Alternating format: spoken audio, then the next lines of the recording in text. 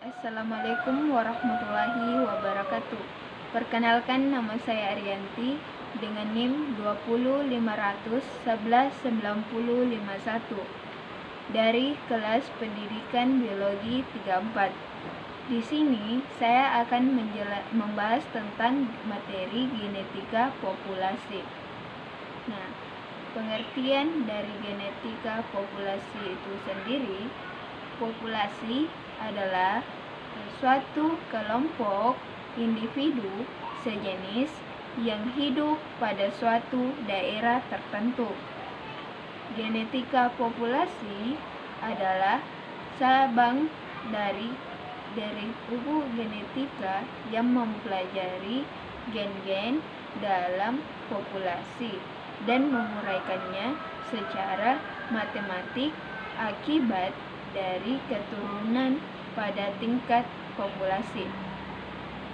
Nah, suatu populasi dikatakan seimbang apabila frekuensi gen dan frekuensi genetika berada dalam keadaan tetap dari setiap generasi. Menurut Suryo pada tahun 1994, genetika populasi adalah suatu ilmu yang mempelajari komposisi dan variasi genetik individu dalam suatu populasi. Kemudian, adapun sejarah perkembangan genetika populasi. Pada saat Mendel 1922 sampai 1984 melakukan penelitian pada kacang kapri, dan kemudian hukum Mendel 1 dan hukum Mendel 2 diciptakan. Beliau masih belum menggunakan istilah gen. Mendel hanya menjelaskan bahwa ada faktor yang berperan dalam pewarisan. Selanjutnya, dengan penemuan struktur vital berpilin ganda atau yang dikenal dengan asam deoksiribonukleat atau DNA oleh Watson dan Crick pada tahun 1953. Genetika molekuler berkembang dengan pesat. Berdasarkan pendekatan genetika molekuler inilah warisan Mendel dapat diterapkan dengan jelas.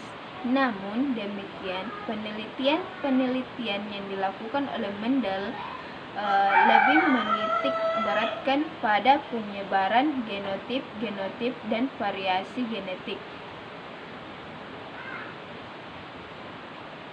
Nah, oleh karena itu, Geoffrey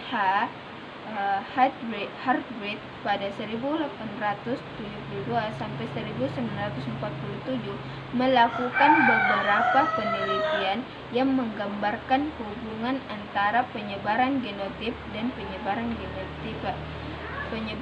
genotip individu pada suatu populasi. Hasil penelitian ini kemudian dipublikasikan oleh Wilhelm Rutherford dan selanjutnya menjadi dasar dalam merumuskan prinsip-prinsip dasar genetika populasi. Nah, prinsip-prinsip tersebut adalah yang pertama,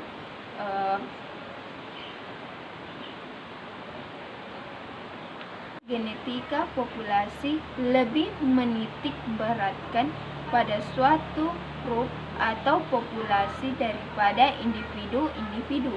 Artinya itu lebih memfokuskan pada frekuensi alel dan frekuensi genotip dari satu generasi ke generasi berikutnya. Ya, dalam satu populasi daripada membahas penyebaran genotip dan variasi fenotip yang dihasilkan dari perkawinan tunggal. Nah, yang kedua yaitu para ahli genetika populasi umumnya itu hanya menggambarkan frekuensi alel dan frekuensi genotip sebagai lengkang atau genotipol. Mungkin itulah materi yang sempat saya paparkan. Kurang dan lebihnya mohon dimaafkan. Assalamualaikum warahmatullahi wabarakatuh.